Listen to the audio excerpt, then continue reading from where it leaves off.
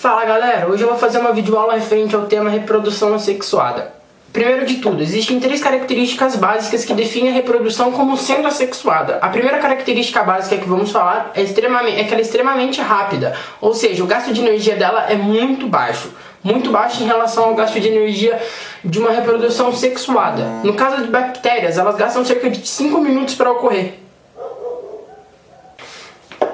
A próxima característica que vamos tratar é que ela é uma reprodução agâmica, ou seja, ela não utiliza gametas. Ela não utiliza nem o óvulo e nem o espermatozoide. Nesse caso, ela é uma reprodução agâmica. A última característica que vamos tratar vai ser a baixa taxa de variabilidade genética, ou seja, a ideia consiste simplesmente de que os filhos serão iguais geneticamente aos pais. Por exemplo, uma bactéria que se dividiu por mitose e criou várias outras bactérias, as outras bactérias serão exatamente iguais àquela que criou.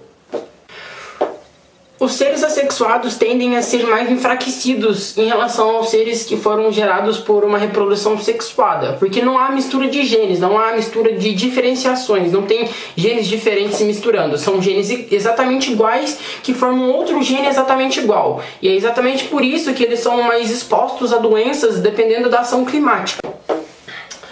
Antes de explicar a reprodução assexuada em si, eu quero explicar o que é mitose. Então, a mitose, no caso, a gente pode relacionar a mitose com reprodução celular. Ou seja, a gente tem uma célula, por exemplo, uma célula 1, que vai se dividir por mitose e vai originar uma célula 2 exatamente igual àquela primeira célula. E essa é a divisão por mitose que atua na reprodução assexuada.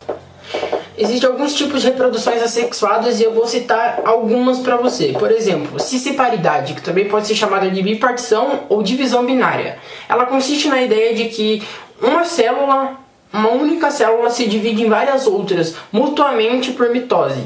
E é geralmente ocasionada em seres unicelulares, como por exemplo bactérias.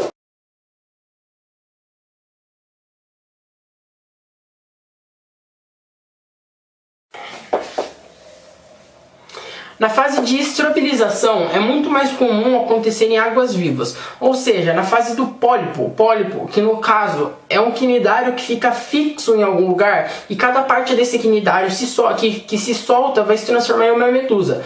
Então, ou seja, na fase do pólipo ele vai fazer reprodução assexuada. E cada parte desse quinidário fixo que se soltou vai se tornar uma medusa. Nessa fase de medusa, ela vai fazer uma reprodução sexuada até se tornar uma água-viva. Ela também ocorre em plantas.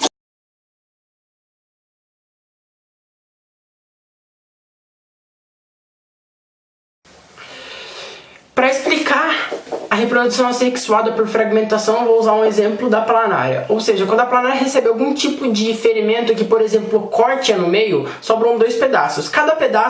As células de cada pedaço dividem por mitose e cada pedaço transforma em uma nova planária. Ou seja, quando você corta uma planária no meio, formam outras duas planárias em cada pedaço que sobrou. E essa é a reprodução sexuada por fragmentação.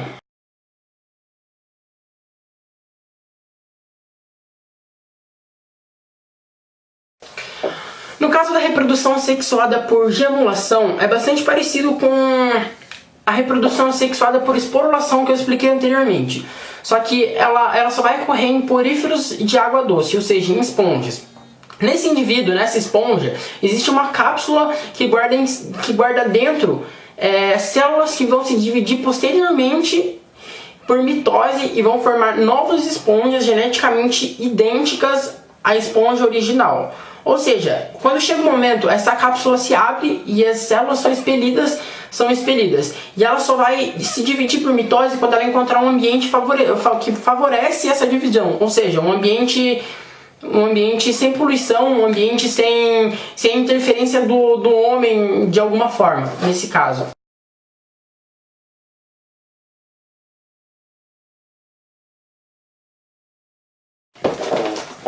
Para tentar fazer a relação de células diploides e células haploides com reprodução assexuada, eu vou explicar cada uma delas. No caso da célula diploide, basicamente são células que possuem dois pares cromossômicos, ou seja, 2N. Elas são encontradas nas células somáticas. No caso da célula haploide, são células são células com um conjunto cromossômico, ou seja, N. Então, por exemplo, temos 23 pares de cromossomos. Portanto, 2N tal que N igual a 23. E é isso aí, galera. Assim termina a primeira videoaula que eu fiz sobre reprodução assexuada. Valeu!